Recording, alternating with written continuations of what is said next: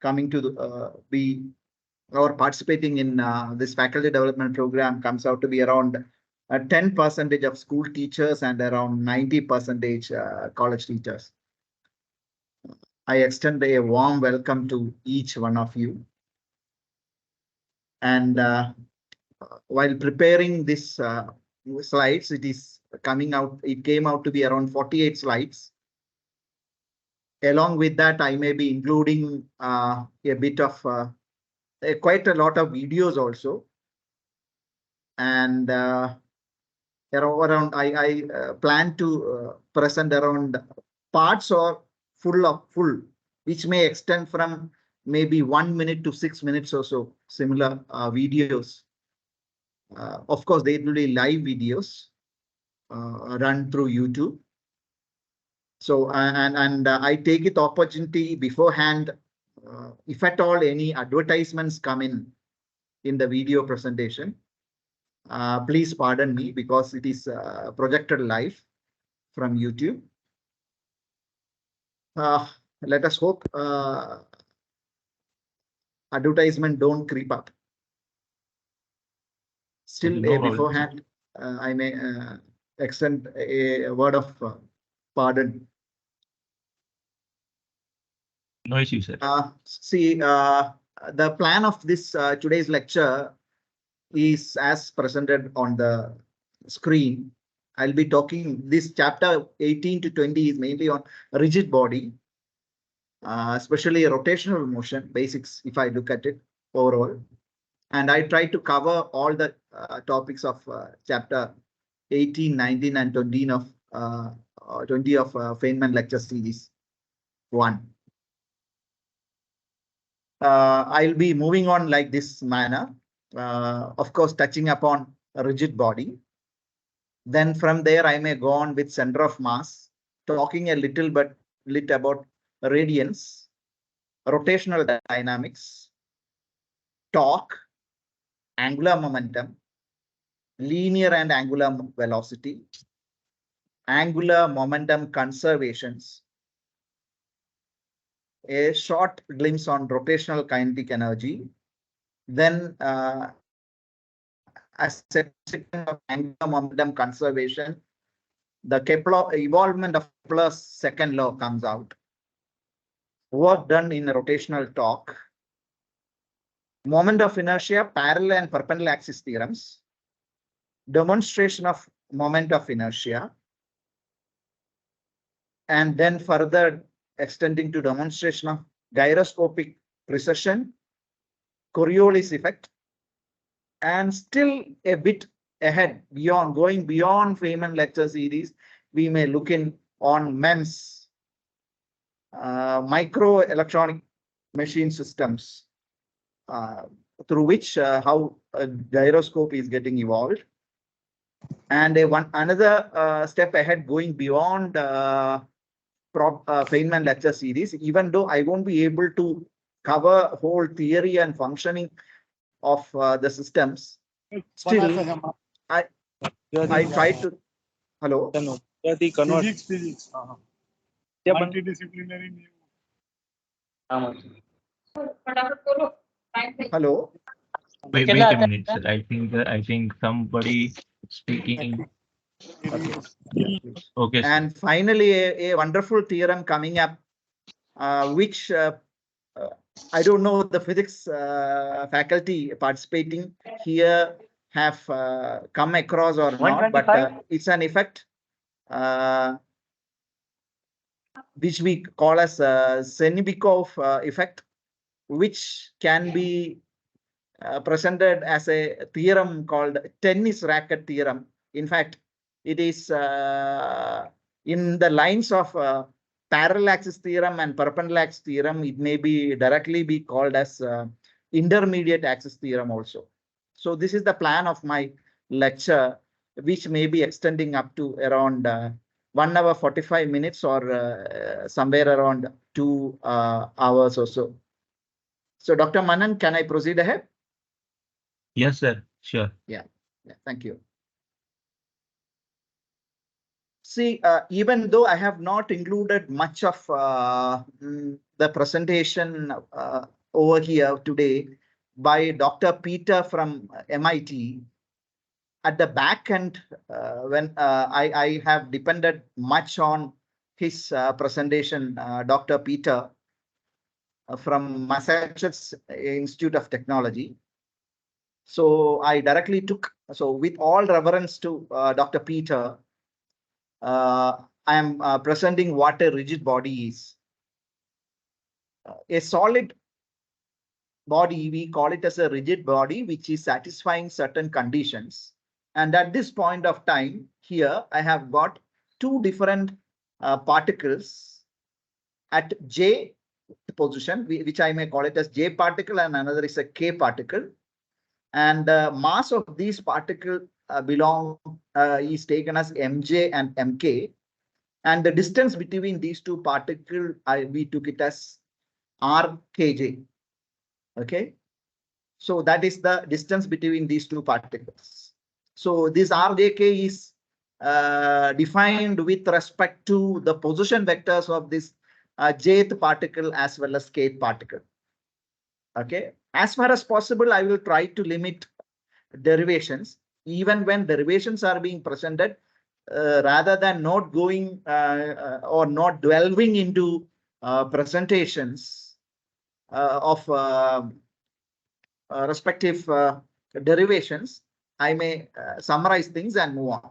But to start with, this distance between these two particles remains same or constant in a solid body, and such body we take it as a rigid body. So all particles, they have got fixed positions within the body. Such body we classify it under a rigid body. So that is how we define a rigid body. Now, before going into rotational motion, which is the main content of the presentation today, starting from very basics, before delving into rotational motion, we may take up translatory motion. And in translatory motion, distance varies with respect to time. So the base variable which is varying is distance, and speed we take it as distance upon time. Very simple aspect. However, when we look at the rotational motion, terms which is equivalent to distance, the varying quantity, the base variable which is varying is angle, angular rotation, angle being moved. So the speed is not the distance traveled per unit time, but angle moved per unit time. So at this particular juncture, I am coming up with my first video, and let me take up that video live.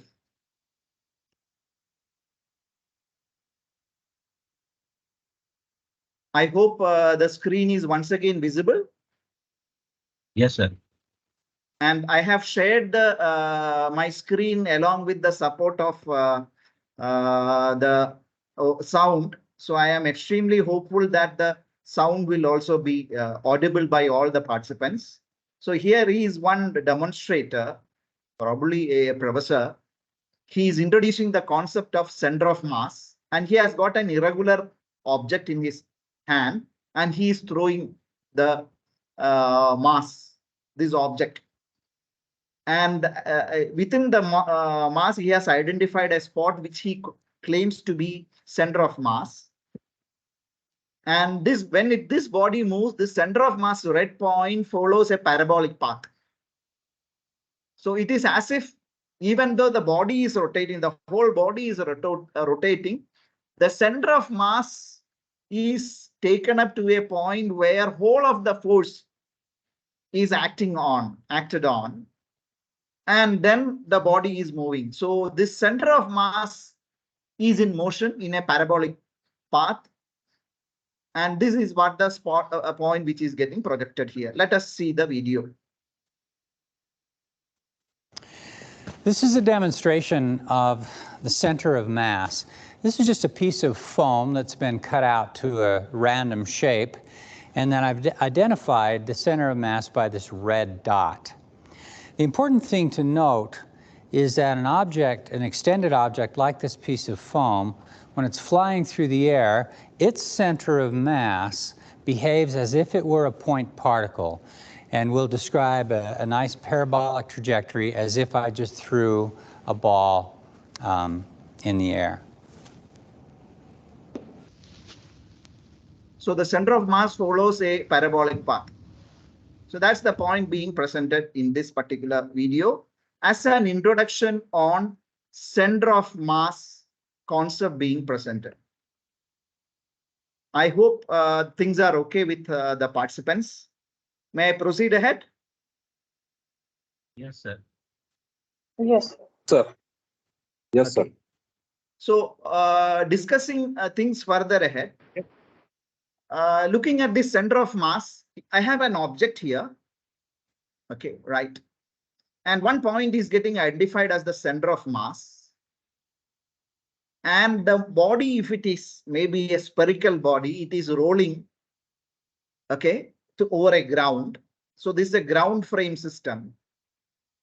If we give a push, because as per Newton's second law, the body acquires a momentum only when an external force gets applied.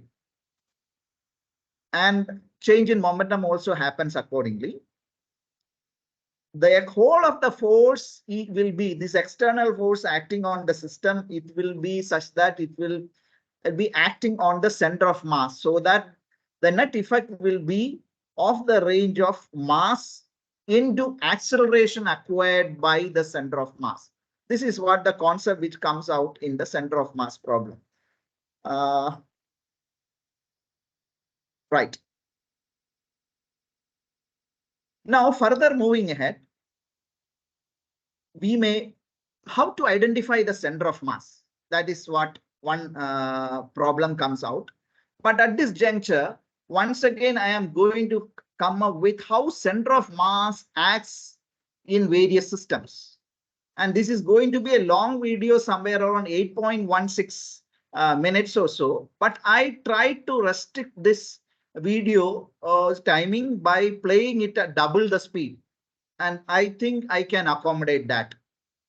So further moving ahead, here I have got a performer on this on a stage, and let us see how the lady performs.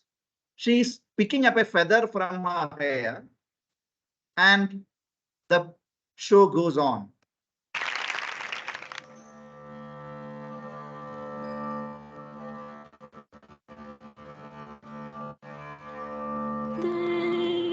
Identified the center of mass of the feather system.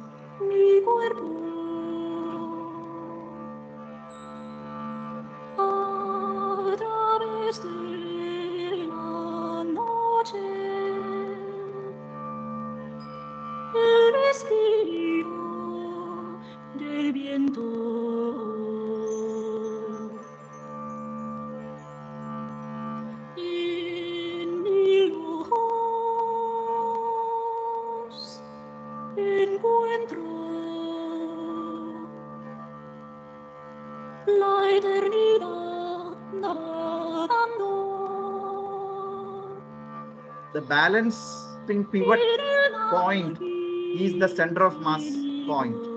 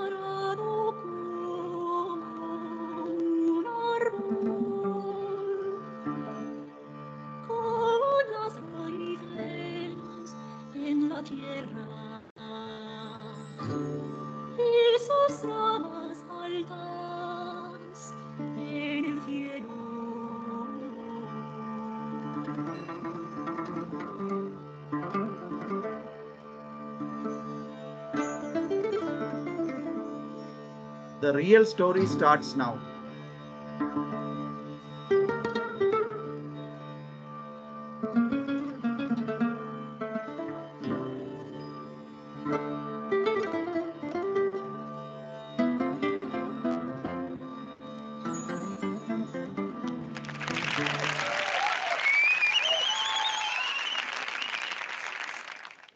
It's not at over.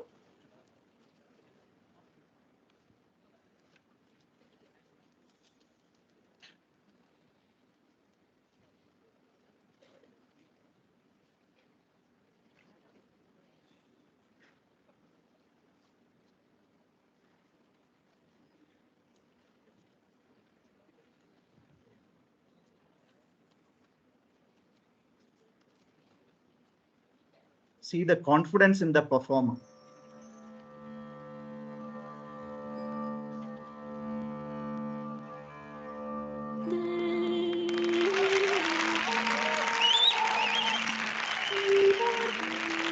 A perfect balance system.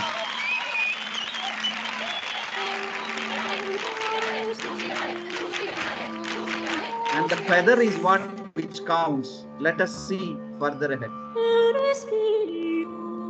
As light as a feather, if we remove it, whole system collapses.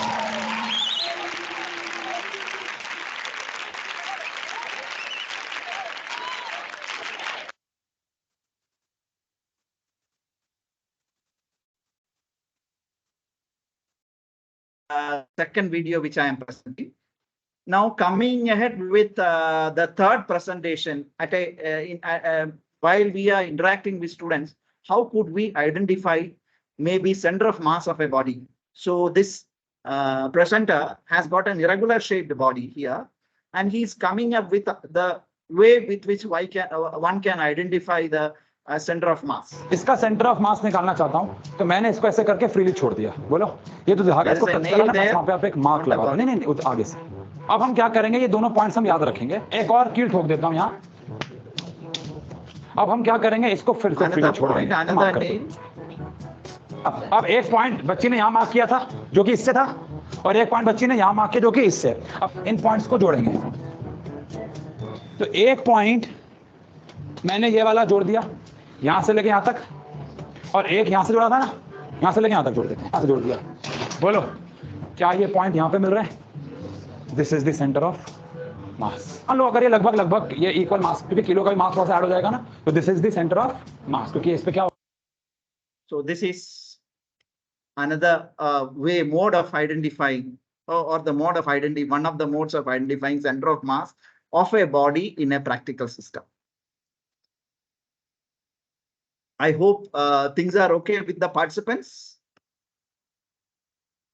Yes, sir. Yes, sir. Absolutely okay. Yeah, thank you. Thank you.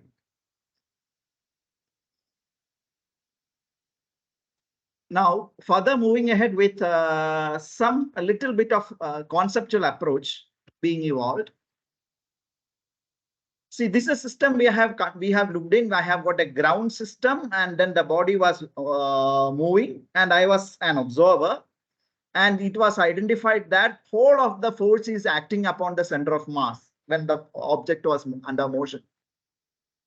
Now, the next system which I am looking at is the center of mass system. Okay, frame of reference is center of mass. That means, as an observer, we are moving along with the center of mass with the same velocity. If the center of mass is moving with a velocity VCM, center of mass velocity, and the observer also is moving with the same velocity, throughout the motion, the observer will feel that this center of mass is at rest, just in front of the eyes. And the particles of the body, it will be revolving. Okay. So if the observer is moving along with the center of mass, then particles within the body is made to revolve, rotate around the center of mass. Correspondingly, concept of torque or angular acceleration, rotational energy about the center of mass, all such concepts we have to evolve. So frame of reference to reference the way with which we look at the object, it will be different. The dynamics has to be addressed different manner. So let us start with the very same basics. Maybe this may be a very basic recap. I'm going to define angle in terms of radians. So if I have got a spherical object, okay, right? And the center of the spherical object may be a disk, and center is over here where my cursor is. The object, if at all, if it is at a rotatory motion, probably anti-clockwise, the angle the body has moved when the object has rotated through a distance B to A, if we take, that comes out to be the distance moved is S, and the angle formed over between the angular displacement the body has moved is through angle B, maybe center if I take it as BOA. So this is the angle. This angle can be identified in terms of degree, but the whole approach is that we are working out in terms of radians. And how do I define 1 radian? The arc over here is AB divided by this radius coming out to be R. That will be this angle theta. Okay, and this theta, how can it be 1 radian? And this theta can be 1 radian if S, this distance, okay, of rotation, the arc covered by the body, is equal to 1 time of this R. So that S divided by R radius, arc upon radius will come out to be R upon, S is R upon 1R comes out to be equal to 1 radians. If the distance covered is more, if the body has moved through a distance, rolled through a distance of through S and S distance and S distance, so this comes out to be B to C traveled. So this S is already R plus R comes out to be 2R. So 2 radians is nothing but now this double this angle, so that it comes out to be 2S, that is equal to 2 times R divided by radius R. That comes out to be 2 radians. If it is triple, then 3 radians is the angular displacement, angle covered, angular rotation the body has undergone when the body has rolled over a distance equivalent to 3R. So the theta in terms of radians, we take it as S upon R, arc upon radius. That's the concept evolving. And on the right hand side, the whole rotation, if I look at it, it is 360-degree rotation. And 360 rotation, we generally take it as 2 pi radians. What is the reason for that? Okay, right? Why 360-degree is taken as 2 pi radians? We know that this being a circular body, the circumference of the circular body comes out to be equal to 2 pi R. So the net distance S for 1 full rotation comes out to be 2 pi R. So S upon 2 pi R, S upon R, if S I take it as 2 pi R divided by R, this R get cancelled, and for 1 full rotation in radians, the angle rotated by the body comes out to be 2 pi, that is equal to 2 times 3.14, that is equal to 6.24. So 1 radian equivalence comes out to be equal to 6.24. 28, sorry, not 24, 6.28. Now, if I convert things into this thing into how much is 1 radian equivalent to angle in degrees, we may take it as for 1 radian, okay, we may take it as 360 degree divided by 6.28, that comes out to be equal to 57.3 degree. So this is the angle equivalent in degrees corresponding to 1 radian. So this is a small concept which I presented in this chapter slide. Now there is a difference between mechanics and dynamics. Okay, right? In fact, I do remember during my MSc time when Viva was going on in Sardar Patel University in PG, Professor Vinod Kumar, who may be known to you now among the participants, came and asked what is the difference between dynamics and mechanics. Probably at that point of time, I was not able to. When we look at mechanics, we simply look at the concepts of how far the body has moved. So the equation of S is equal to ut plus half at square, V is equal to u plus at, V square minus u square is equal to 2as. Distance traveled and corresponding the velocities of the body is what we look at it over those equations. What is the cost for that movement of the body is not taken up as far as mechanics is concerned. While we are dealing with mechanics, whether it is translatory motion or rotatory motion, the cost of rotation, if it is a rotatory motion, since we are dealing with rigid bodies, rotatory motion being the point which we are going to discuss further throughout this chapter 18 to 20, causes of this rotation, if we look at it, okay, right? And then looking how the property behave, how the rotational motion evolve with respect to a frame of reference we look at, or with respect to environment, then that when we take up the costs for the further action which got evolved, then we are dealing with dynamics. So for a translatory motion, we take it as force, Newton's second law. Okay, as soon as we take up Newton's second law, force causes a rate of change of momentum. We are moving from the realm of mechanics to dynamics. Okay, and what is the mass equivalent in a term, equivalent term in rotational dynamics, we may have to evolve out. So such things probably you may be, my dear participants may be knowing, but let us look in step by step. So to start with rotational motion, if I take up another term which I may pick up is torque. Okay, torque causes rotational motion. So it is a term equivalent to force in rotational motion.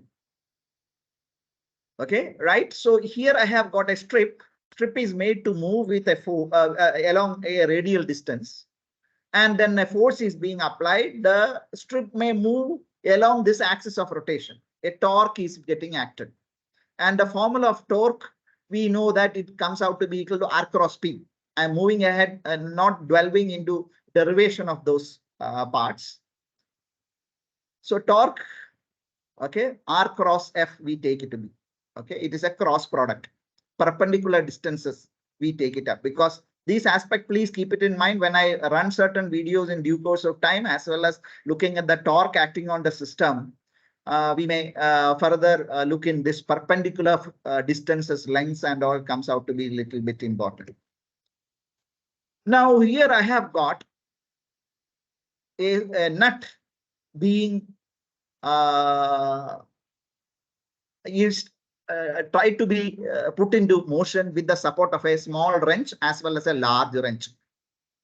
So you can very well accept the fact that if I am using a small wrench, a small length wrench, it will be difficult to open this screw, which was tight, okay, caught up tight.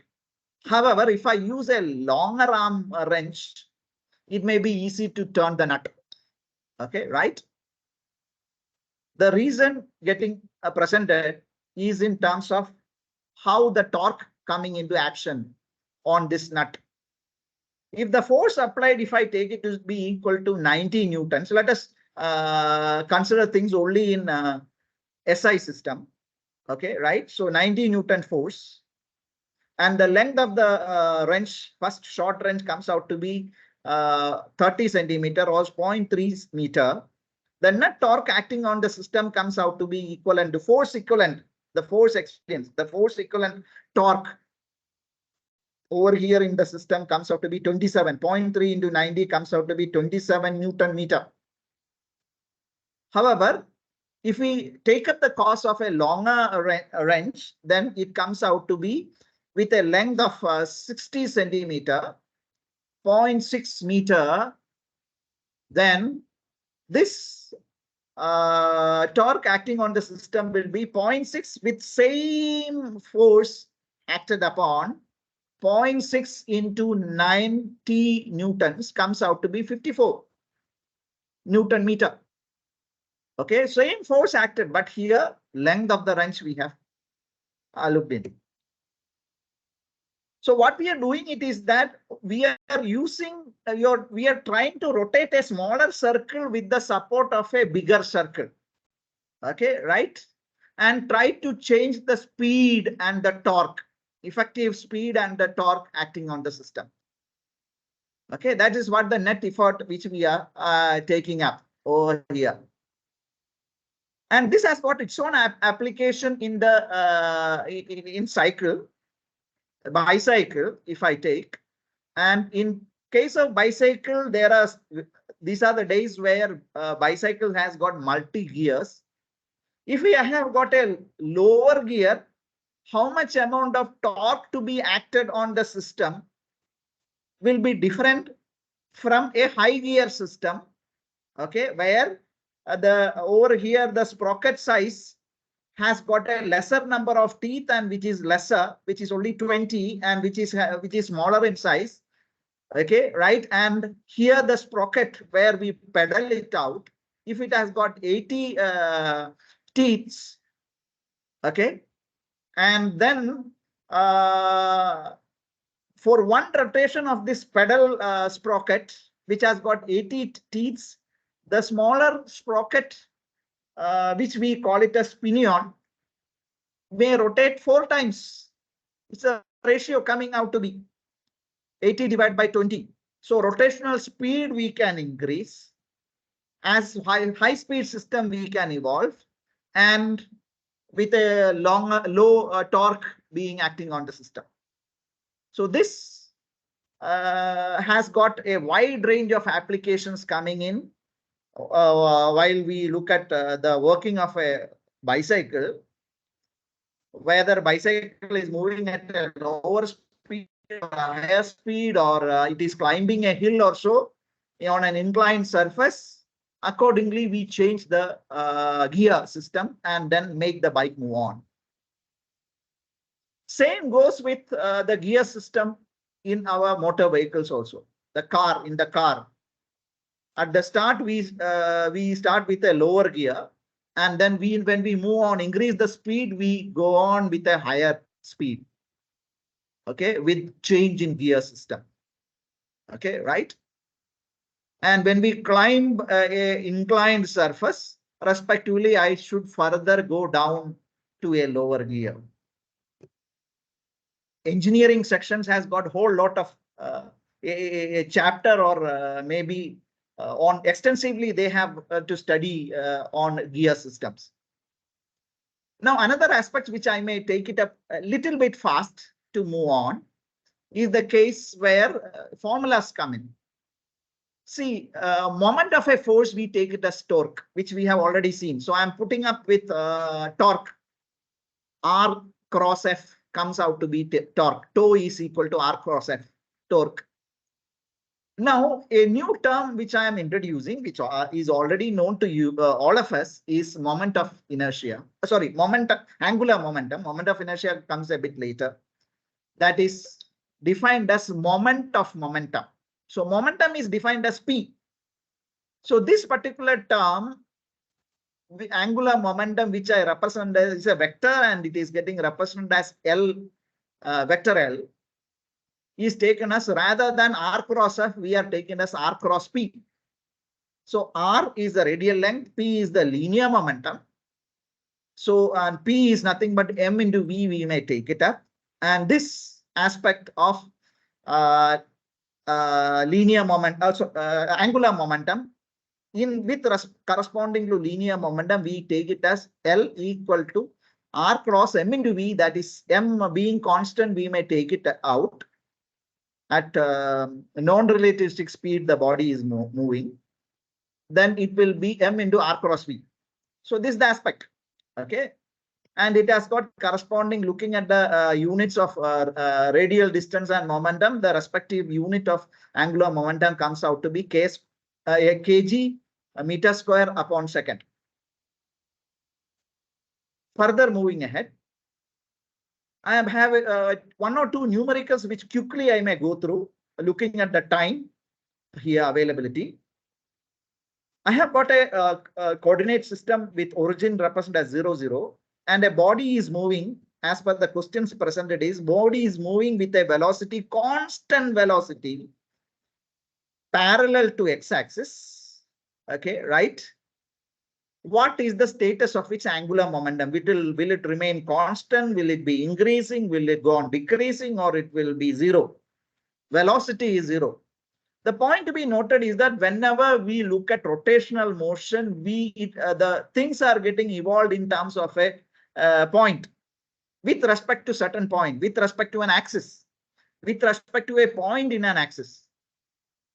So accordingly, if the body is at, this is the x-axis being mentioned, if the body is at this position at stage 1, and later on the body is reaching to another position here, same mass, same body, okay, moving with a velocity v, the angle with the radial distance here along the direction of v, if I take, okay, that angle comes out to theta.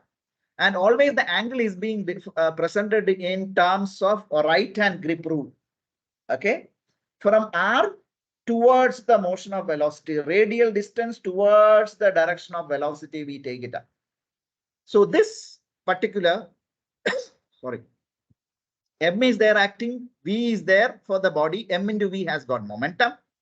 Okay, okay, the body has got momentum. So in the direction of momentum, which we specifically take it as direction of velocity, from radial distance towards the velocity, the angle comes out to be theta, and the way between the thumb is pointing, that direction is taken as the direction of angular momentum. So in this particular case, the angular momentum is pointed inward. Okay, and the distance from the origin about which we are supposed to find out the angular momentum, we take it as this distance r. And the distance has to be perpendicular distance.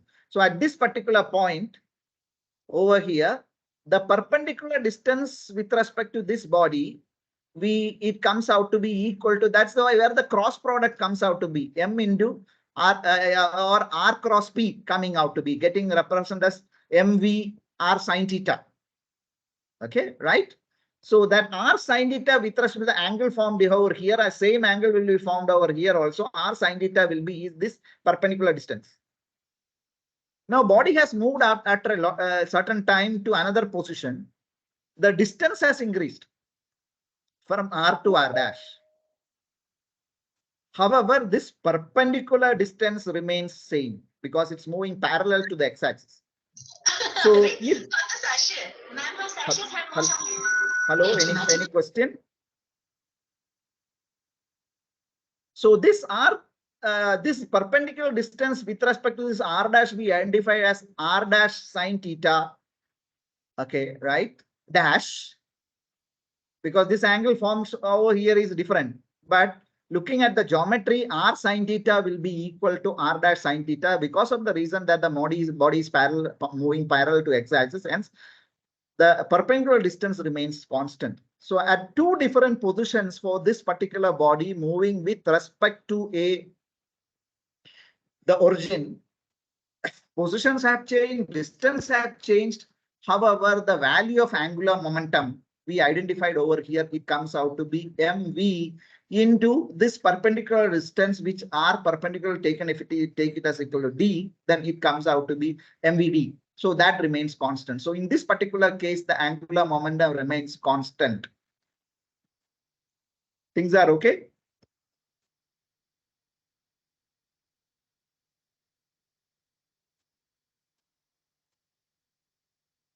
Yeah, thank you. Around 27 plus including the presenters, we have got around 29 people in the room. Now, further moving ahead, here I have got a projectile body. And in terms of projectile body, the question comes up, the ball of mass m is projected with a velocity v. So projected velocity is v, making an angle theta, which is coming to be equal to 45 with respect to the horizontal, a typical projectile motion. And we know that at 45-degree angle, if we projected, the distance covered will be maximum. Thanks to the gold medal India got in the last edition of Olympics. We need to find the angular momentum of the ball with respect to the point of projection. So this is with respect to this point when the ball is at maximum height. So at maximum height, we have got the formula v square, velocity with which the body is projected, v square sine square theta, this angle sine square of 45 divided by 2g. This is the formula which I am going to take it. Okay. So this sine square theta comes out as sine square 45. Sine 45 is 1 by root 2. So respectively 1 by root 2 square is 1 by 2. So v square by 2 into this 2g is already there in the denominator. So the maximum height corresponding height, we work it out equal to v square by 4g, a formula which everyone might be working out in our school or college level. And this maximum height is nothing but r perpendicular. Okay, so r perpendicular coming out.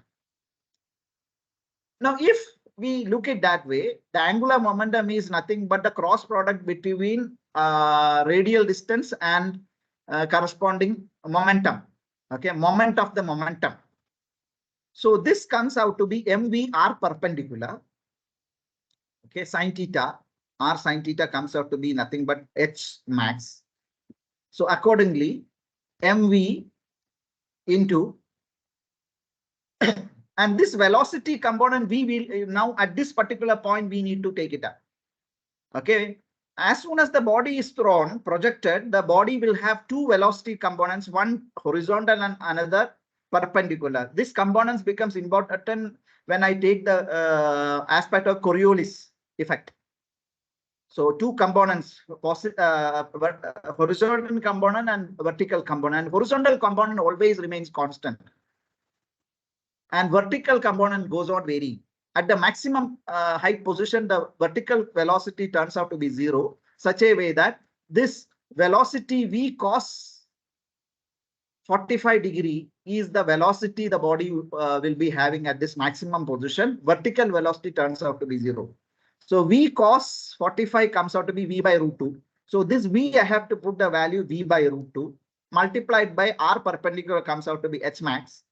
So this, if we h max value, we put it over here, and accordingly we can identify the angular momentum of the projectile body undergoing projectile motion comes with respect to the point of projection comes out to be mv cube v into v square v cube divided by 4 root 2g. It comes out to be. So this is another numerical being worked out. Similar manner, I have got an object moving around in a circle with respect to the center point. The body is rotating. Looking at the angular linear velocities at different positions, v being there, tangential velocity is the linear velocity coming out, and vertical distance, vertical radial distance always along the radius of the path, circular path. Okay, the respective angular momentum, when we look at it, they remain constant. Okay, right? Magnitude and direction remains constant, because here also I can look at the why I'm taking direction also constant, because I'm taking a right hand grip rule. Okay, right? So always this being the rotatory motion I'm taking as anti-clockwise, then always the thumb is along the upward direction. So direction is not changing. Angular momentum value remains constant because radius is constant, and then correspondingly velocity is linear velocity or tangential velocity of the object comes out to be always is taken as uniform constant velocity. Accordingly, your angular momentum is along the same direction along the point, the center of rotation we are considering. Now, along this axis, if I look at another point P away from the center of the plane of rotation, and with respect to this point, if I look at the rotation, and I am trying to find out the angular momentum, okay, radial distance is like this way, okay, along this radius, and the body is rotating. So with respect to this point, the body is rotating now along this plane. So there is a small string, infinitesimally light string, whose mass is almost negligible, and it is rotating, going around with respect to this particular point. Okay, and then the angle between this radius and the tangential velocity or linear velocity, which we are considering, that is always 90 degree. Whether the body is at this point or this point or this point or at this point, the angle will come out to be 90 degree. Okay, and correspondingly, when I take r cross velocity distance at different points, the respective angular velocity, angular momentum direction, that may go on varying. However, the magnitude of angular momentum, they may remain constant, but the angle with which a sort of precision motion going on. Okay, I cannot call exactly precision because precision then spinning also is a part of it. So this motion, the value of angular momentum may remain constant. However, the angular direction of angular momentum will be varying. So angular magnitude of angular momentum is constant, but direction is a variable quantity. This is another example which I took it up. Now, further moving ahead on your screen, I have got the presentation of, already we have mentioned arc upon radius is distance, and then from that we are evolving the concept of angular velocity relationship with respect to linear velocity. So linear velocity is ds by dt, and putting the value of s as r theta, we take it up angular velocity and linear velocity relationship as v is equal to r omega. So for an object, maybe a disk moving further ahead, a particle at the center of the disk may be stationary. Okay, right? So it may not have any linear velocity. Okay, it doesn't have any linear velocity. However, as we move away from the center, then as the circumference increases, the linear velocity goes on increasing, and corresponding angular momentum will go on increasing. And this slide, looking at different mass distribution, any teacher even can easily identify the way with which the body is moving. So this is a rigid body, a non-uniform rigid body. Along this particular point, the body is rotating in an anti-clockwise direction.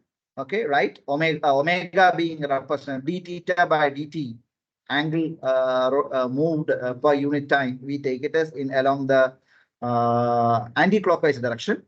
Correspondingly, each mass of the particles, masses of the particle, corresponding angular momentum, we work out and then add it all together. And we define a term such a way that things comes out to be equal to omega into mr square of the first particle, m1 r1 square, how far the first particle is away from the axis of rotation. And each mass's respective m M1 R1 square, M2 R2 square, we go on working out, and then that collective term we define by a term equivalent to I, which we take it as moment of inertia. Okay, right? Which we identify is moment of inertia. So the point which I would like to mention here is, if I have got a single body, an object which is going round and round in a fixed path, having one mass, is a point mass object, then its angular momentum we may take it as equal to r cross p, which is equal to mv into r perpendicular.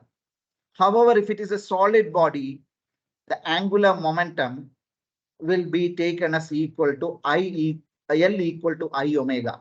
So this is the case for a solid body or a rigid body system. At this juncture, I may come up with concepts of linear angular momentum. Things are okay, participants? Yes, sir. Okay. Right.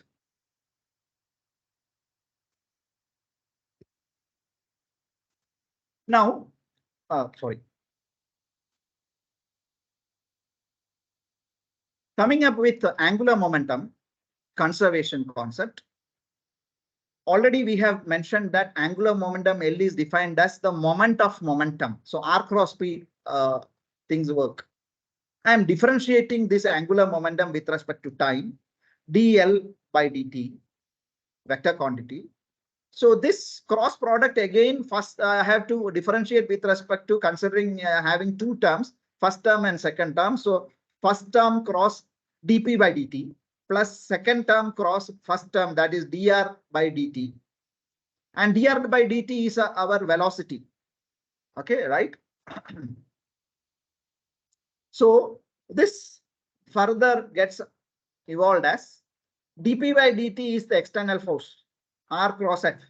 And r cross f is also already we know that is torque tau plus I'm sorry.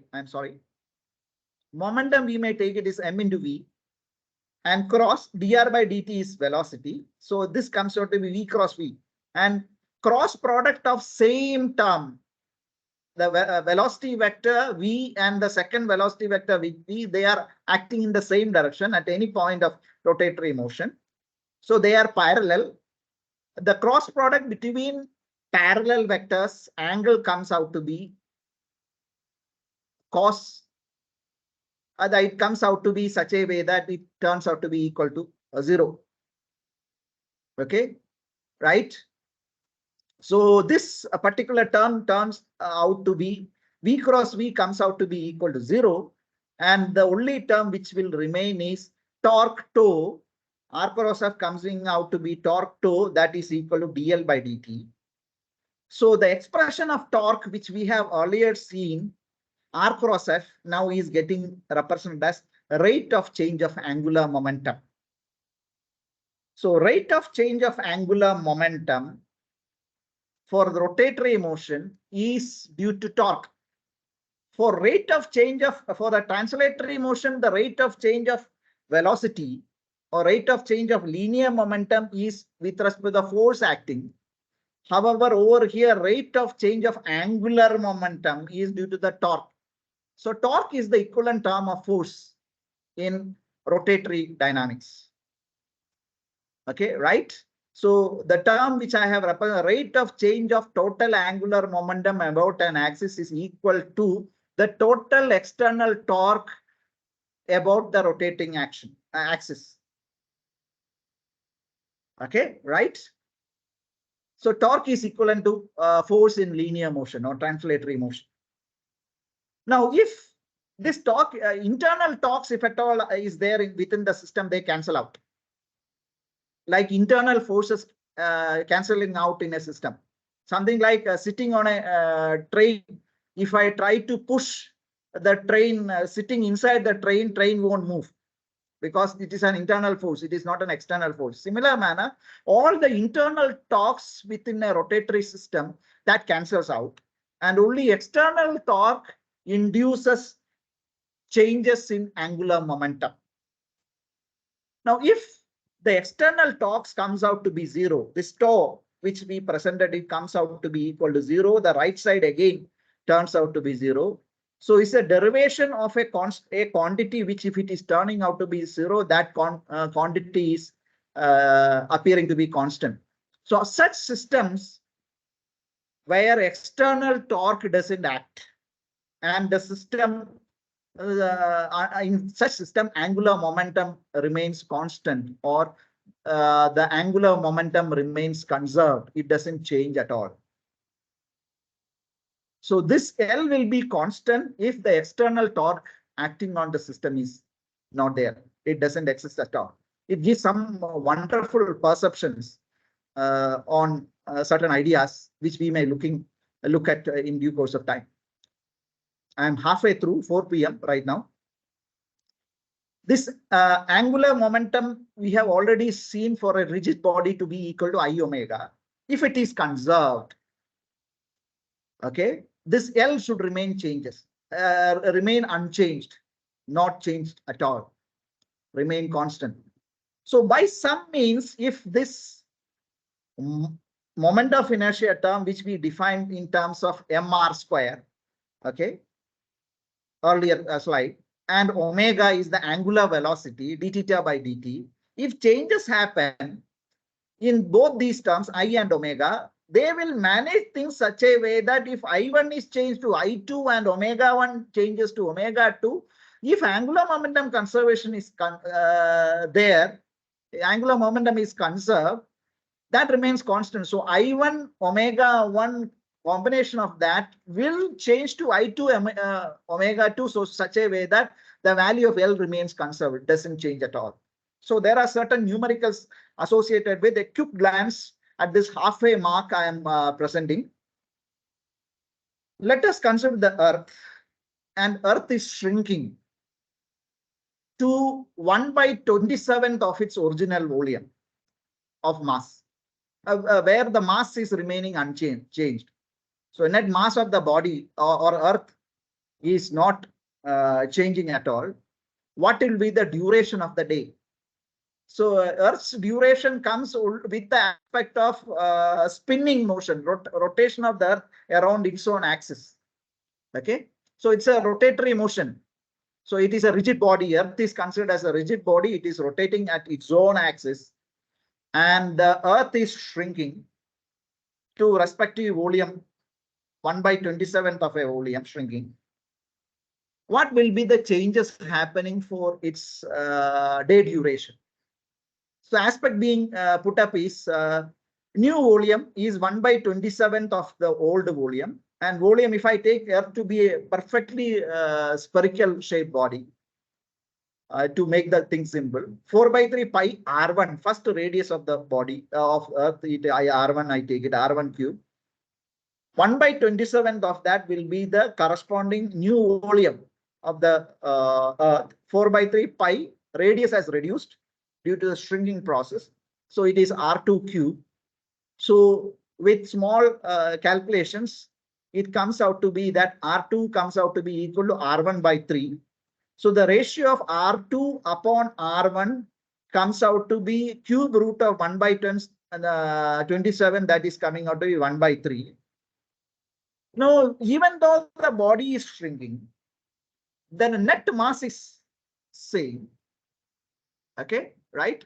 Net mass is same, but moment of inertia may change. The concept I'm getting. So mass distribution, when it is changing, the moment of inertia changes because mr square is the constant. Mass may be the same, but r is going on varying, shrinking. R varies, mass distribution varies. So moment of inertia is varying. I1 and I2 both are different. So in order to maintain the conservation of momentum, I1 omega1 has to be I2 omega2. And we know that this angular velocity can be represented under 2 pi f, frequency multiplied by 2 pi, and frequency is 1 by time period. So in that realms, the spherical body moment of inertia can be worked out to be 2 by 5 m mass of the Earth into R1 square. Okay, first case. And corresponding one angular velocity coming out 2 pi t1, case 1. Post shrinking, radius reduces. R2 it comes out to be, as well as corresponding omega 2 corresponding time period is T2. Things work out to be, and then the time period of rotation on its own axis comes out to be reduced to 2.667 hours. So this is a classic example which I took it up. Look, presenting the way with which angular momentum remaining constant. However, a change in moment of inertia due to the changes in the mass distribution, as well as the rotational angular velocity coming up, the changes comes out to be evolved out. Things are okay? Yes, sir. Yes, sir. Yes, sir. Yes, sir. Well, I'm sticking very much to the topic or the chapters of Feynman series. But here and there, so rather than putting the mathematics complex, I'm putting in terms, approaches. I keep it very simple with the terms which we are quite used to in our day-to-day classroom teaching. For the case of a translation motion, I am coming up with the case of kinetic energy. Okay, translational kinetic energy comes out to be half v square. Now already we have seen that v is equal to r omega. Okay, rather than a simple statement with a diagram we have worked out, v is equal to r omega. So this linear velocity, we are changing it into with respect to angular velocity for the rotational kinetic energy. So it comes out to be half m r square omega square. And this mr square, we may take it as a term which we have already seen as moment of inertia I, and omega we take it as the angular velocity. So if I look at the translational as well as rotatory motion, in place of m, I can take it as the moment of inertia I term, and in terms of linear velocity, the changing basic variable which we have seen is angle varying, angular velocity. So linear velocity is getting replaced with angular velocity. Now one more small problem. When angular velocity of a body changes from, so rotational speed is changing, okay, spinning speed is changing from 20 radians per second to a faster pace of 40 radians per second.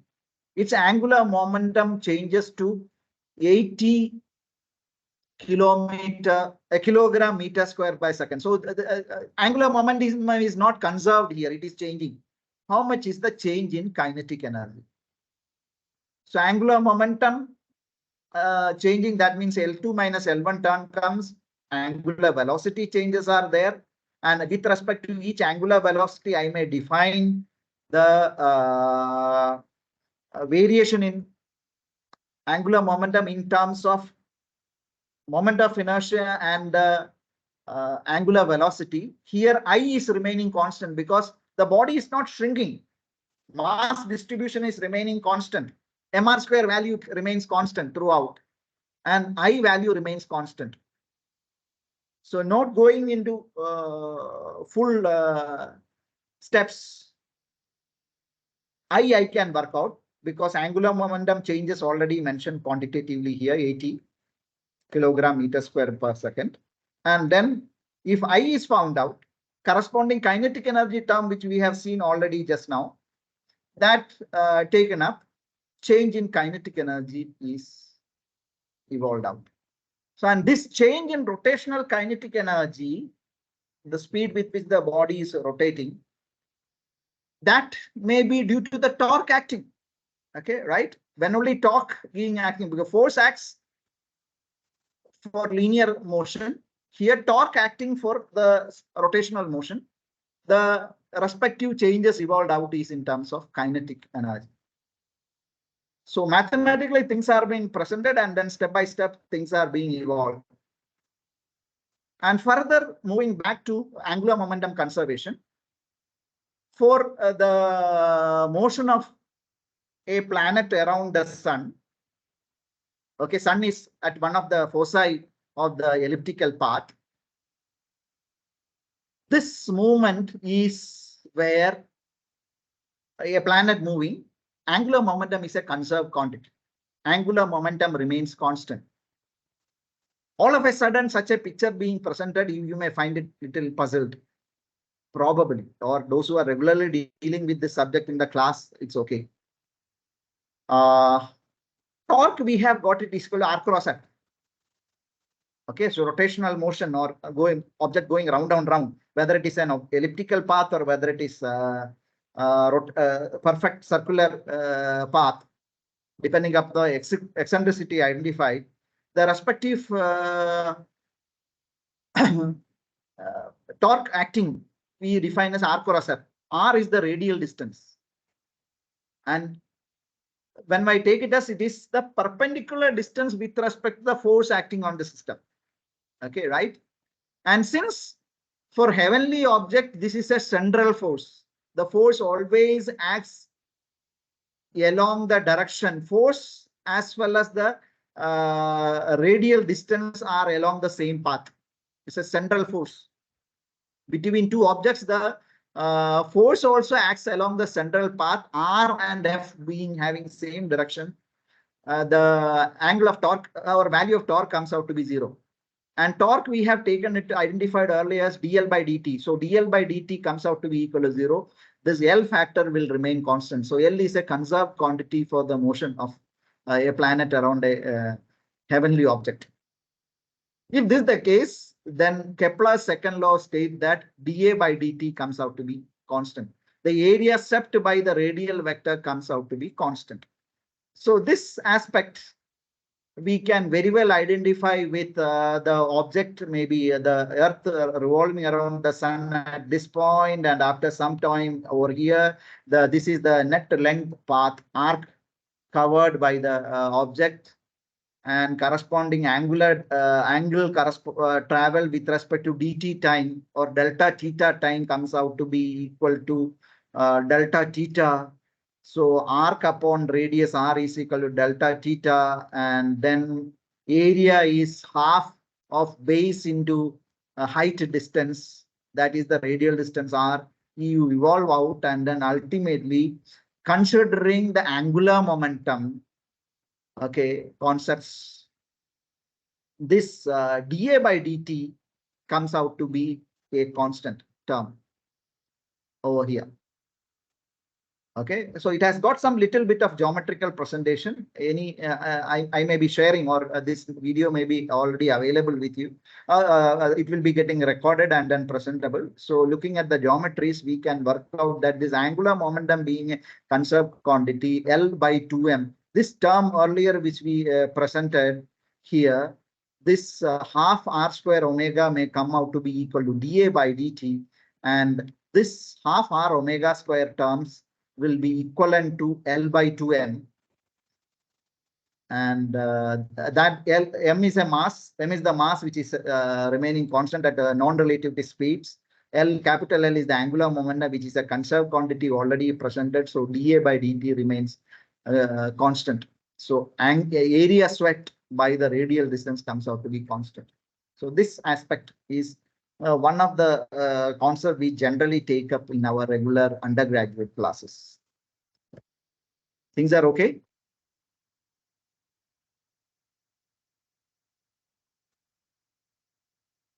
Yes, sir. Yeah, around 47 minutes with me. Already we are at 30, another 18 slides, which we some interesting things are going to come up, and I can sweep through fast.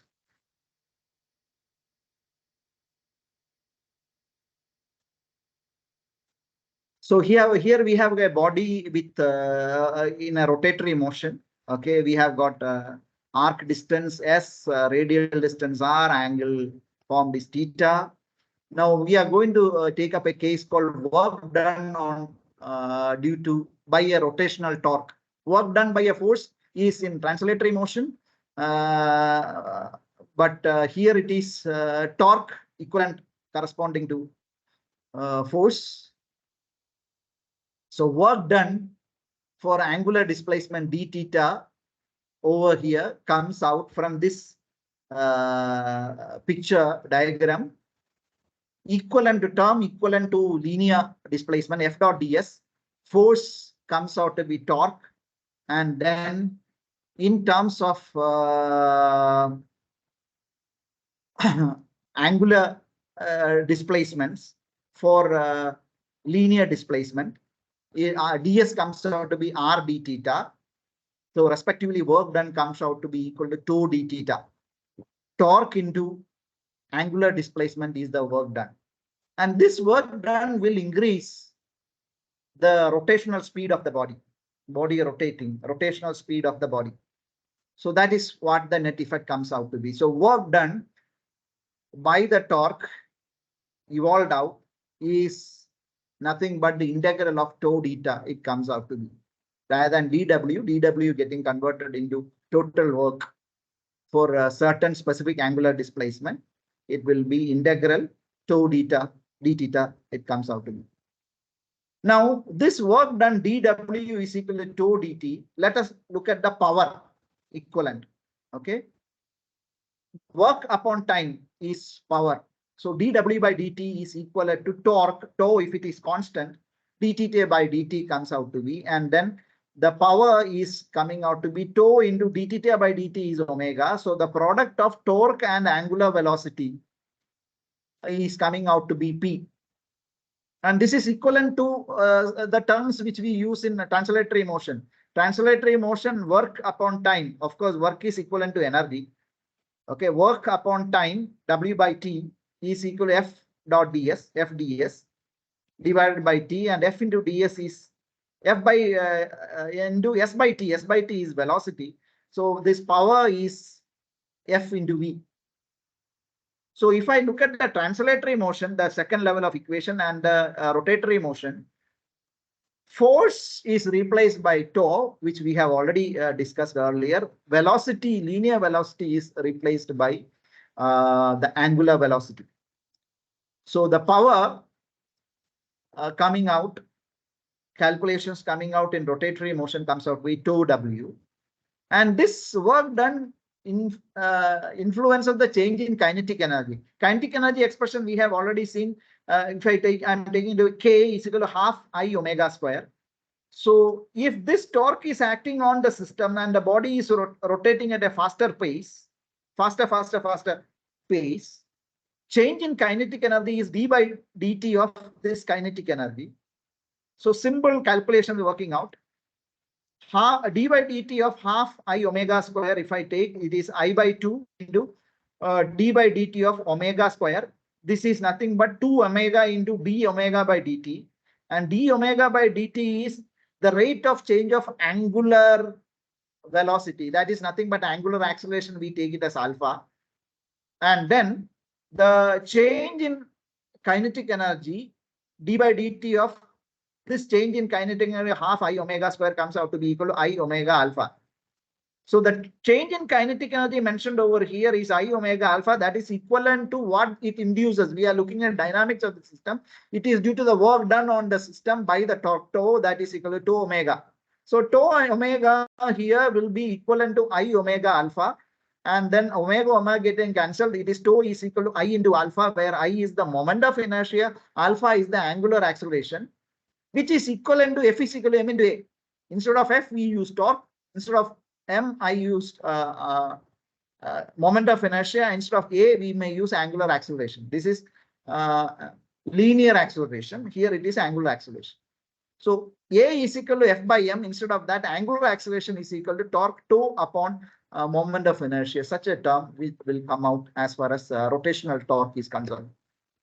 So I am coupling up with numericals, concepts, equation as fast as I can within the limited time period of 2 hours, and then infusing in 3 lectures of Feynman lecture series, chapter 18, 19, and 20.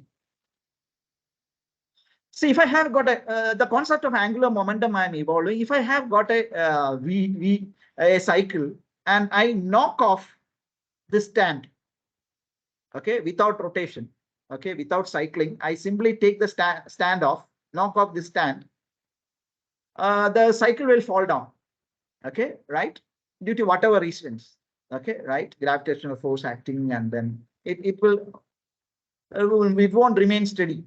However, as soon as I I will get into the cycle on the seat, and then I start pedaling the cycle. Already examples of cycle we have taken.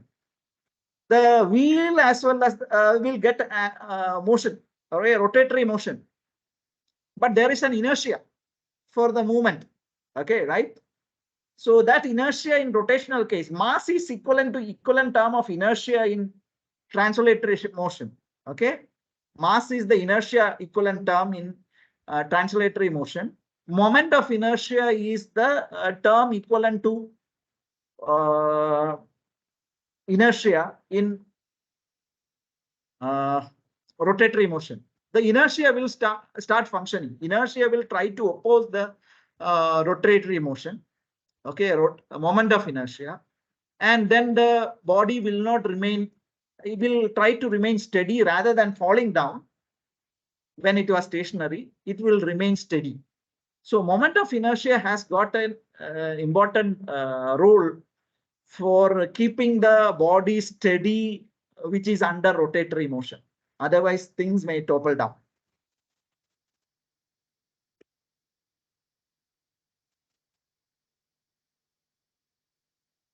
Now, torque we have already seen. So over here as rate of change of angular momentum. So for a delta t angular momentum change, I can take it equal to tau into delta theta. Okay, delta t. Okay, right. And here we have got a specific example being presented where a point mass object is under motion. Then the formula we may use is R cross P. Various aspects of that we have seen already. But if it is a solid rigid body, the representation of L comes out to be equal to I omega. And the corresponding direction of angular momentum, we take it as in terms of the direction of thumb with respect to right hand grip rule. So we have got some calculations coming out. I won't go into these calculations. Things are very simple, as we all are physics teachers. Going into the next slide. If it is earlier was a point mass, here it is the case of a rigid body, a disk. Corresponding moment of inertia defined here, angular velocity defined here in terms of radians per second, and angular momentum calculated accordingly.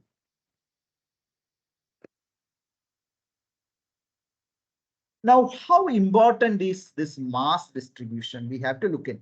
Okay, so some remaining times I may be coming up quickly with respect to some videos and then present, because I don't want my audience to drag out. See, here I have got an object where mass are distributed far away from the center point. This is a spherical body. We may give an angular momentum by giving a torque. And the arrangement is such a way that the mass distribution can be reduced, fused inside. So the second picture coming over is fused inside. How the speed of rotation goes on varying. Presenting that, I am coming back with the next video for you. This is the case the presenter or instructor looks at the system. The moment of inertia in this expanded configuration is much larger than the moment of inertia in this contracted configuration. R square is less. So what we can expect is that if we give it some angular momentum in the expanded high moment of inertia configuration, and then we contract it, its angular speed should increase.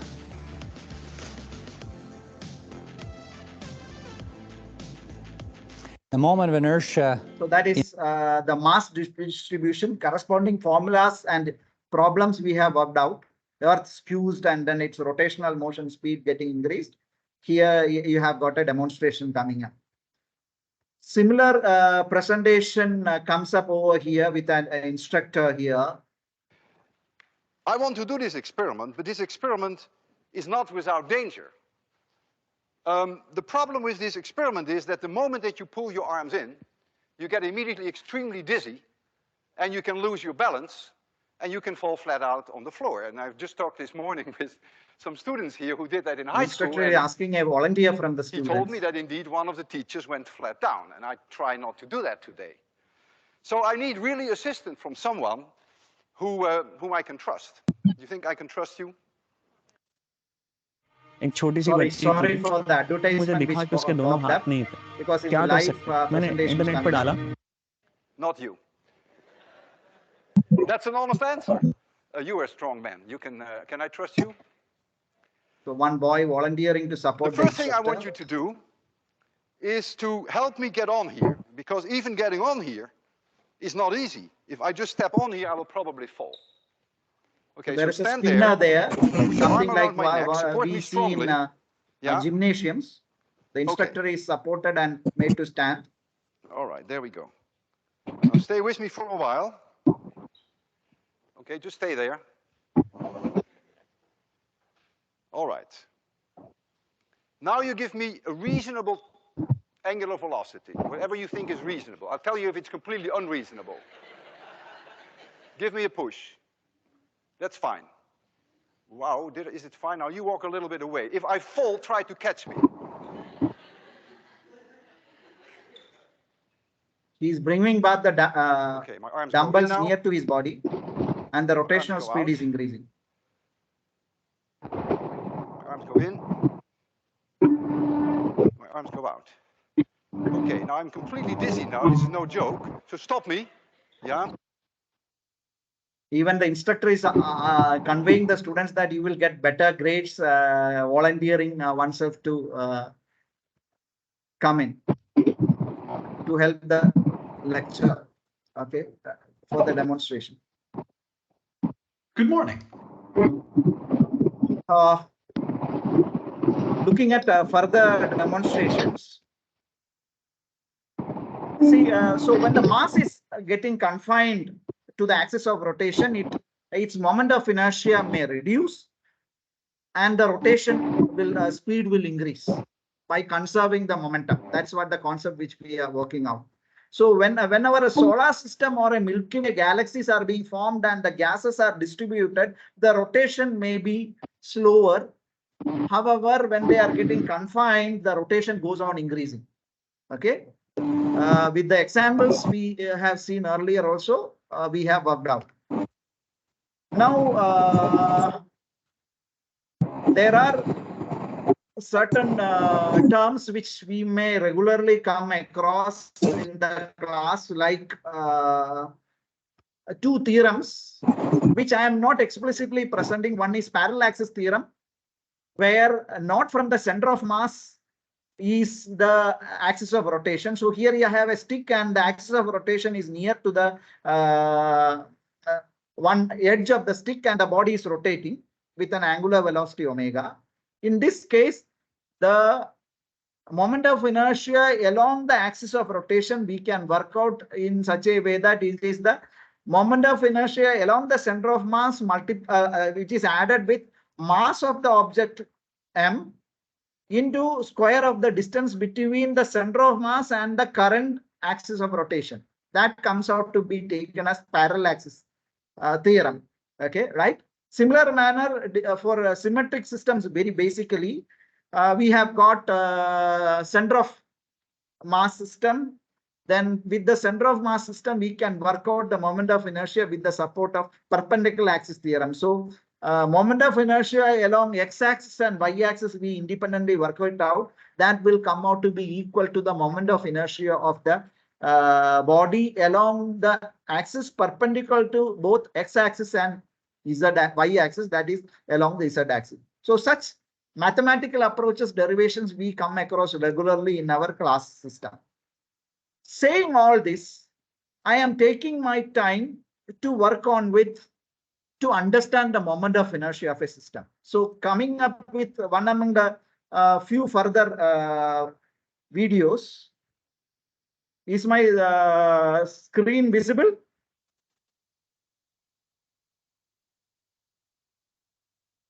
Hello? Yes, sir. Yes, it is visible. Okay, right. Yes, sir. So you have got two systems here. Somewhere over here, this is a stand, then along the stand, another vertical stand is being kept, and there are three different pulleys, a top and camera, how it is seeing, you can look at it. There is pulley number 1, which is larger in size, here pulley number 2, which is smaller in size. So further smaller in size pulleys are there. And in the school or in the colleges, we might have be working out with such pulley systems. Flywheels we work out as a demonstration, and then give enough torque so that the pulley may move at a faster pace.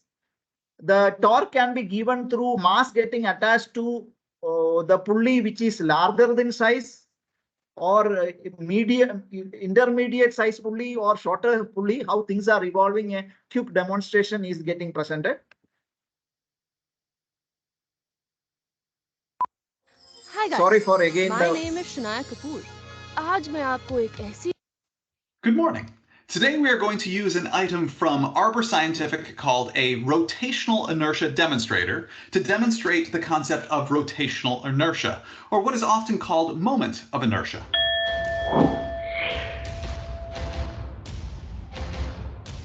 Flippin' physics. The basic idea is that we have 3 different pulley sizes all mounted to the same axle. The axle has very little friction, and for our demonstration purposes, we are going to assume that it actually has 0 friction. We have a top and Notice camera. the axle is the axis of rotation of the system. And attached to the pulleys, we have these 4 spokes. And on those 4 spokes, we have 4 masses which we can adjust the locations of. Remind me, Bobby, what is the equation for the rotational inertia of a system of particles?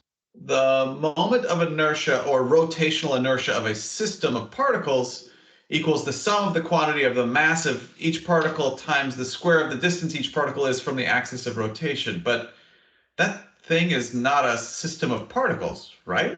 Bobby, the basic idea is that we can use the equation you just gave us for the rotational inertia of a system of particles to understand what happens to the rotational inertia of the rotational inertia demonstrator when we make changes to it. Billy, what is the rotational form of Newton's second law? Net torque equals rotational inertia times angular acceleration, where both torque and angular acceleration We are have seen all vectors. this. Okay, let's start with the 4 adjustable masses as close to the axis of rotation as possible. And let's suspend a 100-gram mass from the largest size pulley. Observe what happens when I let go of the system. Mass is 100. The Attached to a torque larger caused pulley. by the hanging mass causes an angular acceleration of the system. Now, what will happen when I adjust the locations of the 4 masses such that they are farthest from the These axis of masses are rotation? far away now. Bo, will the angular acceleration of the new setup be increased, decreased, or will it remain the same? Moving the masses so they are farther from the axis of rotation will increase the R in the rotational inertia equation, and therefore increase the rotational inertia of the system. Assuming you leave the mass hanging the same, the torque should be about the same. Then the rotational form of Newton's second law shows that when you increase the rotational inertia, So torque is given by this mass hanging down, but the mass distribution is varied. From towards the center, this attached mass cylinders are farther away. But torque is remaining constant, okay, right? But moment of inertia over here in this system and this system, they are different. So I varies, correspondingly angular acceleration should vary. the angular acceleration must decrease. Okay, let's see if that is correct. I As is you can large, see, moving the masses but farther from the axis of rotation alpha is increases less. the rotational inertia of the system, which decreases the angular acceleration of the system. Mr. P, Yes, Bo? why are you making it so the four masses are always the same distance from the center? Bo, that is a fair question. You can see I have rearranged the rotational inertia demonstrator. So the student is asking, rather than equal distribution of masses, why can't we change the distribution of masses different? Okay. The concept is that when I am having masses equally distributed, the center of mass and the axis of rotation will be along this axis of this flywheels or the pulleys. However, when I in the second case to the right side of the screen, if you look at it, these three masses are kept at the towards the center, and one mass is now far away. That means center of mass over here is now varied. Center of mass is not as same as the center of mass is not same as the rotation, axis of rotation. So under that circumstances, the action of gravity will be more predominant, torque over torque. And both of these examples actually have no hanging mass from the pulleys. One has the masses equally spaced from the axis of rotation, and one has a single mass farther from the axis of rotation. Bo, how does this demonstrate your answer? Well, when the masses are equally spaced from the axis of rotation, it continues to rotate at what looks like a constant angular velocity. The other one does not. Oh, it's the center of mass. Right. When the masses are... So students are identifying themselves that center of mass has displaced away from the axis of rotation. Equally spaced from the axis of rotation, the center of mass of the system is at the axis of rotation. So because the R value in the torque equation for the force of gravity equals 0, the force of gravity does not cause a torque on the system. Sure, that means when the masses are not equally spaced from the axis of rotation, the center of mass of the system is displaced from the axis of rotation and the force of gravity causes a torque on the system, which is always angularly accelerating the center of mass of the system toward a point below the axis of rotation. That really complicates things. That is correct. See, in the PowerPoint presentations which I may be sharing, I may share the concept of further aspects of this video. Let me put it up. So, control. So.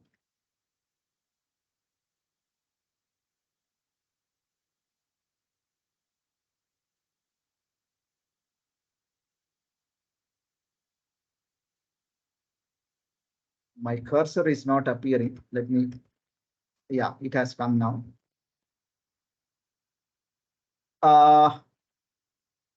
The pulley which we have seen, the smaller pulley, larger pulley, or intermediate size pulley, the torque is being given at supporting the mass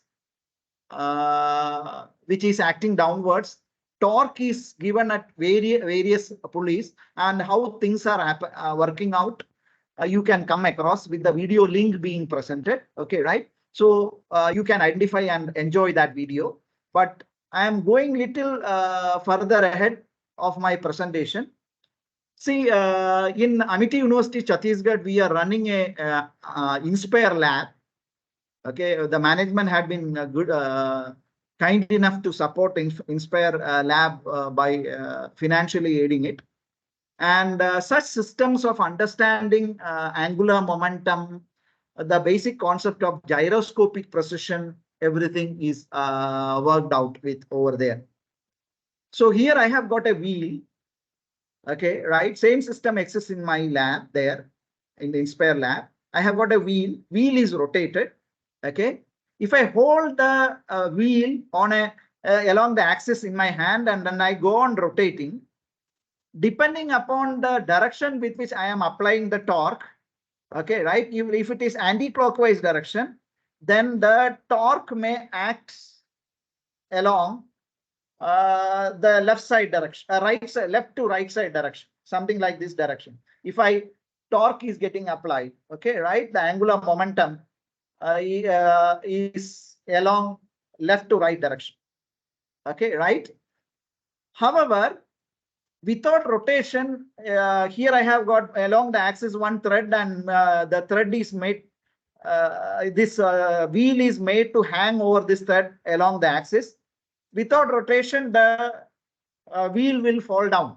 Under that particular cases, the point of torque acting on the system has to be worked out corresponding to this point of hanging. Okay, so the body is falling down, radial distance is here, motion force is downward, gravitational force is downward. So I will have a force pointing towards me. Okay, so without rotatory motion, the wheel will fall down, and corresponding with respect to radial distance from the point of suspension here, the torque will be acting downward. Okay, like when I am rotating it, the wheel, and then making the wheel suspended, how there will be a angular momentum from left to right. Combining these two, the body will undergo a precession motion.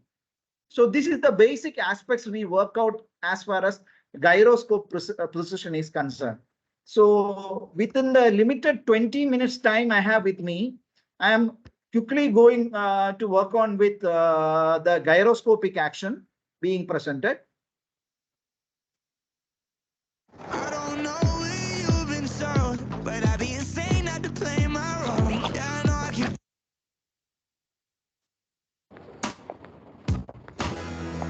The first thing I need to do is talk about vectors, because a lot of things in physics are vectors. That means they have direction. So an example would be momentum and force. Those are two examples of some pretty common vectors. So if I have a cart moving along here, it has some momentum in that direction, and if I apply a force to it, I can change its momentum. So for example, if I push it to the right, then its momentum will increase to the right. More linear it all makes a lot of sense. Well, there's a similar statement we could make about rotating bodies, which is that a torque increases the angular momentum of an object in the direction of that torque. So let's try to figure out those terms. If I apply a force down on this side of the wheel, I create a torque. Now, torque is force times the distance from the rotating axis. You could call it R. So torque is the force applied times the radius away from the turning axis. Into R. Now, what's the direction of that torque? Momentum is well, we actually use a right-hand rule to define this. And so what you do is you put your fingers in the direction of the radius from the turning axis and curl them in the direction of the force, and your thumb points in the direction of the torque. So the torque is actually out this way at 90 degrees to the force. The force is down that way, but the torque vector is actually pointing out this way. So the angular momentum of this wheel is being increased in that direction. So the more I apply this torque, the more I increase the angular momentum of the wheel in the direction of the torque. So I'm making this wheel have a very large angular momentum out towards the camera, out towards you. Now, before I go any further, let's have a look at this setup that I've got. I have a wheel here hanging from only one side by this rope. And so right now there's actually a torque on the whole system if I let go, because the weight of this wheel is pulling down, and that force is applied at this distance away from its pivoting point there. So if I let go. So here pivoting point is important. Okay, wheel is not under motion, and due to gravity the body is falling down. So the radial distance is here, gravitational this much from this pivoting point, half the axis till the wheel is there. Okay, right? And then the radial distance is this much, represented by the blue arrow. Gravitational force is acting downward, and the wheel will fall down. Okay, so radial distance into gravitational force coming out due to this, in which direction will the respective torque happening go? Well, it does down. Exactly what you'd expect. The wheel swings down this way. But I want to see that as an example of rotational motion. There's a torque which is pointing out this way, which is trying to increase the angular momentum of the system in that direction. Now, angular momentum in that direction requires that the whole system starts swinging anti-clockwise. And so that is what happens. But what happens if I only let go after I've already spun up the bicycle wheel? Well, in that case, the bicycle wheel would already have angular momentum this way, and so a torque pushing that way actually swings this angular momentum around that way. Okay, so let me try to get the wheel spinning and make it work. Come Angular on. momentum and Oh, look at that. It's rotating as we predicted. See, the angular momentum vector is pointing out this way, but torque is pushing it this way. So angular momentum, torque, and torque is pushing that angular momentum vector around. Except not for long, because this appears to be a quite frictionful wheel. So check. So this is one aspect of whole mechanism we have seen so far. Now, a little bit of further advance in the whole concept of gyroscope works with the same principle. So let us look in again, coming up with the same video, another video in these lines. Ultimately, the easiest way to see how a gyroscope maintains its orientation is with a 3-axis gimbal. This gimbal allows the gyroscope to spin This is a gyroscope on all 3 axes. So if the gyroscope starts in one orientation, no matter how much we turn the rest of the gimbal, so it can move in various the gyroscope axes, will keep various pointing in the directions. same direction. This is the same gimbal that Feynman used when he was teaching. So you are increasing the speed of rotation of the wheel.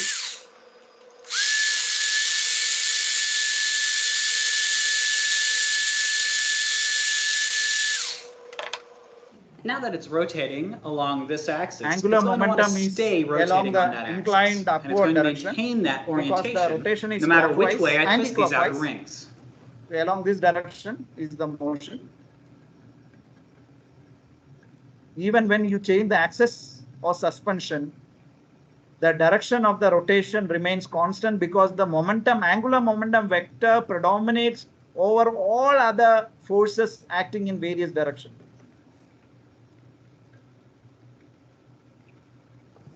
So this helps in aviation of a flight, angular variation of the orientation of the flight, or whole applications wherever Here we have a gyroscopes are gyroscope in a involved. box. This comes into effect.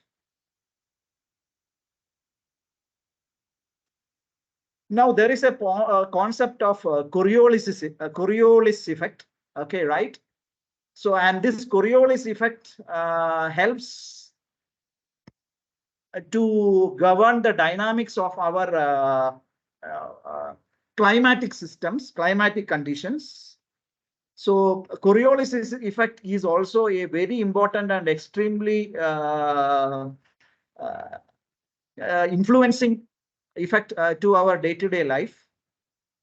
So if a person standing at the equator level, if he tries to throw an object towards the probably towards the north, the object will not directly go from the equatorial level to the north system. The body or the earth is spinning in its own axis. So it has got a horizontal velocity. The thrown object will have a vertical component of velocity also. So this I have mentioned earlier.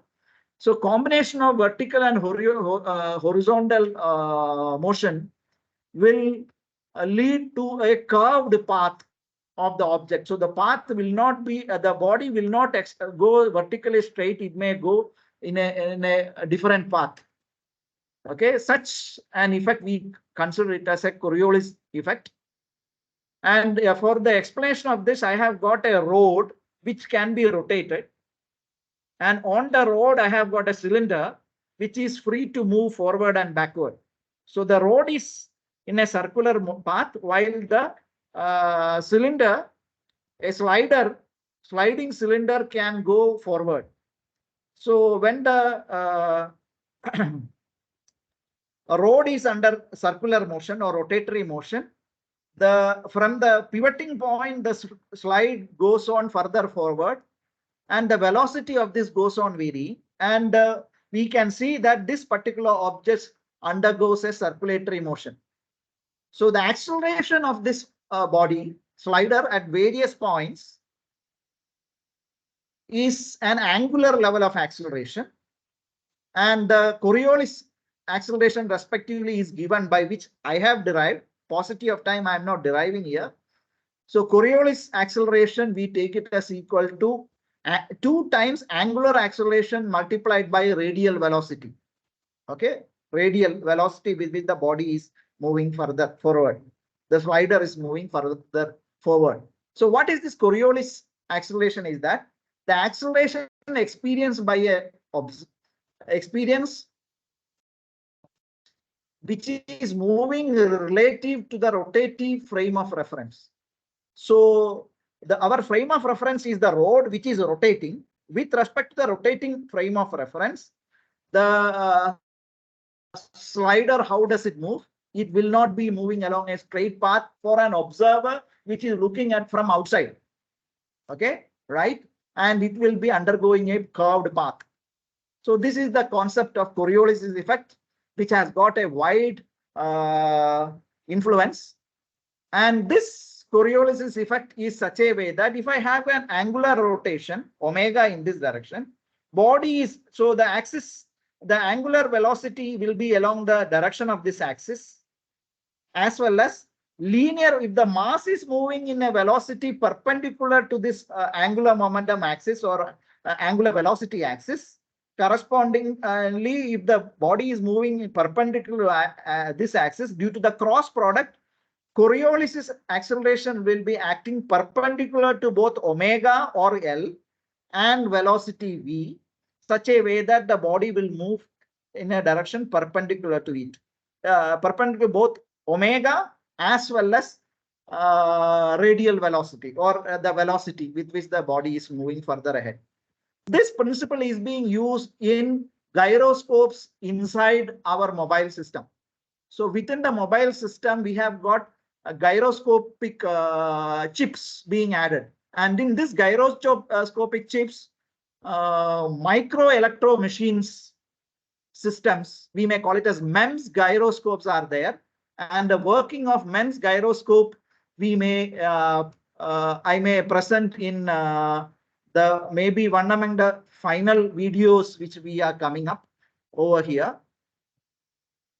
This is the gyroscope, which measures angle. पहले plan तो सुनो. Okay, tell me. Okay, first movie, फिर long drive. पूरा दिन plan करके Angular rate using the Coriolis effect when a mass is moving in a particular direction with a particular velocity, and when an external angular rate will be applied, as shown with the green arrow, a force will occur as shown with the blue arrow. So it is something like when we are playing a mobile game, maybe a car race game. Car is moving straight along this direction, green, orange arrow direction, and we are shifting the mobile. Okay, so respectively, the car is moving straight, but tilting the mobile will give me such a way that it is given an angular rotation with respect to the motion of the car in the game, computer game or mobile game which you are moving. So mobile is tilting like this way, perpendicular to both these directions. This is the linear velocity of the car probably. This is the angular velocity we are providing for the frame of reference, which is the mobile. A Coriolis effect may be acting vertical to both directions, and that acceleration is represented over here. And this is very important for our mobile game system for working out the twist angle which we have worked out with respect to mobile or the aviation industry also. Arrow, which will cause perpendicular displacement of the mass. So, similar to the accelerometer, this displacement will cause change in capacitance, which will be measured, processed, and it will correspond to a particular angular rate. The microstructure of the gyroscope looks something like this: a mass that is constantly moving or oscillating, and when an external angular rate will be applied, a flexible part of the mass would move and make the perpendicular displacement. Okay, now let's explain how and a capacitance is getting measured and worked out due to the perpendicular motion, how the capacitance variation, and then things are getting standardized, and then accordingly respective twist angular rotations happening and all is worked out in gyroscopic applications. So further moving ahead, there is a wonderful aspect coming up which was first identified by Russians, which we may call it as an effect which I have come up as the last part of my presentation. That is Senney-Bekov effect, which can be explained in terms of a theorem which we call it as tennis racket theorem, where both perpendicular axis theorem, parallel axis theorem, how the body is rotating, every aspects of that is getting worked out. And then a video of somewhere around 2 minutes or so is being presented. And its explanation of this whole effect can be still worked out with the support with another video link which I have provided, which I may not run. Okay, if time permits, that's okay. Okay, right? So this video, let me share. One of the space stations of the Russia, which will be mentioned over here in the video, that it stopped functioning, and a scientist is being sent to that station, and that scientist is Senney-Bekov. Okay, right? And then when he entered the space station, he found a wonderful effect. And that effect could be explained by a theorem which I don't know, probably we might have come across, which later on got I refrained myself to call it as a nickname, but the theorem got evolved as tennis racket theorem. So let us see the video, one of the final videos of the day. So in 1985, cosmonaut Vladimir Janabekov was tasked with saving the Soviet space station Salyut 7, which had completely shut down.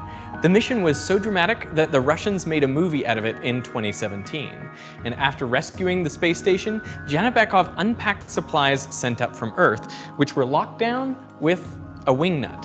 That's and a as wing the wing nut spun off the bolt, he noticed something strange.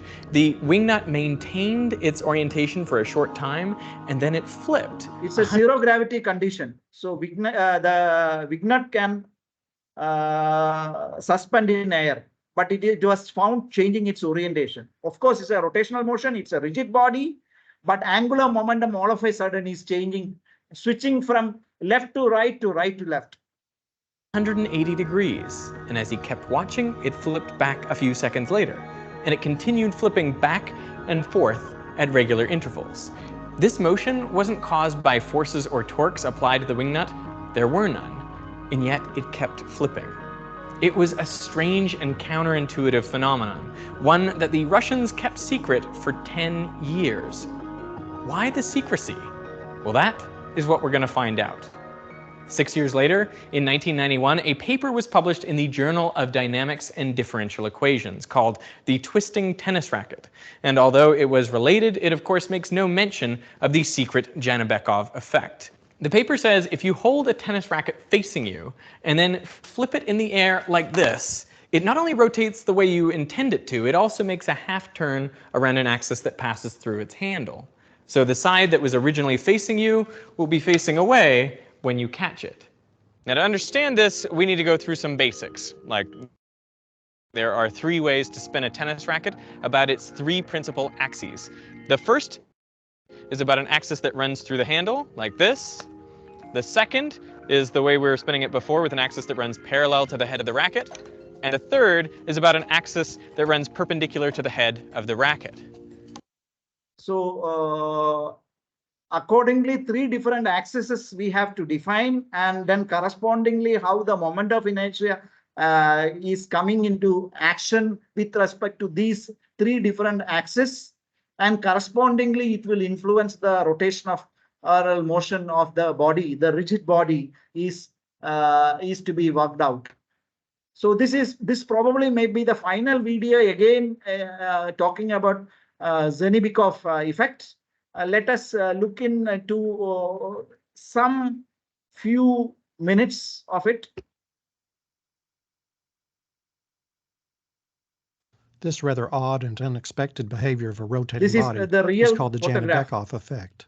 It's named after cosmonaut Vladimir Janabekov, who noticed the effect on a spinning wing nut while aboard the space station Salyut 7. What you're watching is a more recent NASA video demonstrating the Janabekov effect on a spinning T-handle. To see the Janabekov effect, we need a rigid body whose three principal axes of rotation have distinct moments of inertia. Here's an example of such a body. It consists of two large So masses. link for this video, which gives better explanation, can be shared with the participants here at this juncture. So I have talked about an introductory aspects of rotatory motion, rotational dynamics of a rigid body in the presentations, which is extending for about somewhere about 2 hours or so, that to a Saturday afternoon. Now it is coming to the end of my presentation, Dr. Manan. Maybe any questions of something? We are all teachers. We are part of physics family. Yeah. I extremely am hopeful that the faculty members here enjoyed my presentations with the support of few videos which I could assimilate and present it here. Sorry for the 2-3 seconds of advertisements which cropped up because I was running live through YouTube presentation. No problem. Yeah. Really nice lecture, sir. And also some of the people, if they have some doubts, so they can mail directly to you. Sure. So, and you can also share your links in a MS Team also. Otherwise, in a recorded video, they will find, I think. Yeah, sure. So I am thankful for giving this opportunity for getting associated with Feynman Lecture Series Faculty Development Program in Physics. So a big salute from Mathew University, Chhattisgarh to Charu sir. Thank you very much, sir, for accepting our invitation and given the lecture here. It's an honor. Thank you very much again. Yeah. Thank you, sir. So I think if they have some questions, I think there is no in a chat box also. I have checked. If we have in the future, they will ask in direct to you, mail to you. Sure, sure. Okay, sir. So I will stop this session here and thank you once again, sir. Thank you, Vijay, and thank you, Mr. Manish or Dr. Manish for coming up with appreciation. Thank you.